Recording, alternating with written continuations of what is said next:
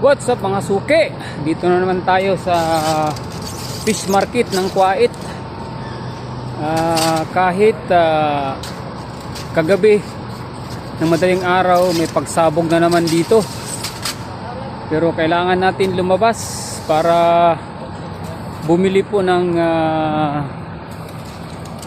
makakain na fresh na isda. Kaya try po natin pumunta naman dito sa fish market ng Kuwait.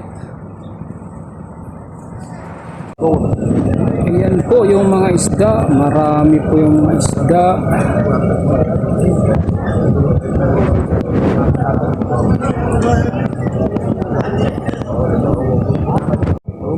Sa kabila po ng kaguluhan ngayon, tignan nyo naman po, marami po nag-aabang na gustong bumili ng fresh na isda dito po sa fish market ng Kuwait. Karamihan po mga Indiano. Yan po, marami po nag-aabang para po makabili. Ayan po yung isda, hindi pa po nila dinidisplay kasi mamaya pa po konti, kasi bukas pa po matatapos yung Ramadan. Kaya hintayin lang po natin, marami po nag-aabang. Marami po nag-aabang. Yan po, bibili po yan. Lahat po mga bibili ng fresh na isda. Ito po, may paparating naman po. What's up mga suki? Kahit po magulo ang sitwasyon dito ngayon, kagabi nga po ng madaling araw ay may bigla naman pagsabog. Nagising po ako ng madaling araw, pero tignan nyo naman po yung mga tao. Nag-aantay po sila ng fresh na isda. Kahit po sa ganitong sitwasyon, okay naman po dito ang sitwasyon sa bansang Kuwait. Normal naman po. Yun lang po, yung mga pagsabog talagang narinig po natin. Kaya tignan nyo naman po, marami po yung mga taong nag-aabang para po makabili po ng fresh na isda.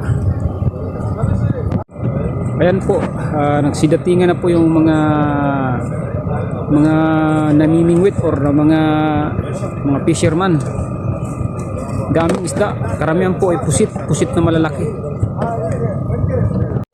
Ayan, dito na po tayo sa loob ng fish market, kaso wala pang display ng mga isda. Yung binabargain yung umpok-umpok yung tawagin. Mamaya pa konti kasi nagsidatingan pa lang. Kita mo naman yung fish market, ang linis. Ang linis ng fish market dito sa Kuwait. Kaninang madaling araw may pagsabog pa lang. Nagising nga po ako sa lakas po ng pagsabog. Ayan po, ang linis po ng fish market dito. Sige mga suki. Ito na po yung nabili natin mga suki. Yan po ay nasa ano lang po to, nasa 250 pesos po. Nasa 2 kilo kalahati. Ito naman po, nasa 3 kilo. Bawat isang isda ay nasa mahigit po 1 kilo. Yan po ay nagkakalaga lang po ng 250 pesos lang din po. Yan po yung nabili natin, mga suki. Daming isda. Masarap po ito isigang. Yan po ang masarap isigang. Kaso lang po mahirap to kaliskisan. Kaya kailangan natin ipalinisan. Ayan po, habang po tayo ay nag-aantay ng paglinis, ay video-video muna. Ito po, nag-umpisa na po yung bargain po ng mga isda. Dami na pong mga tao. Yan po, mga suki. Madaling araw po rito. Hindi po madaling araw, nasa 8:20 na po ng umaga. Sige mga suki.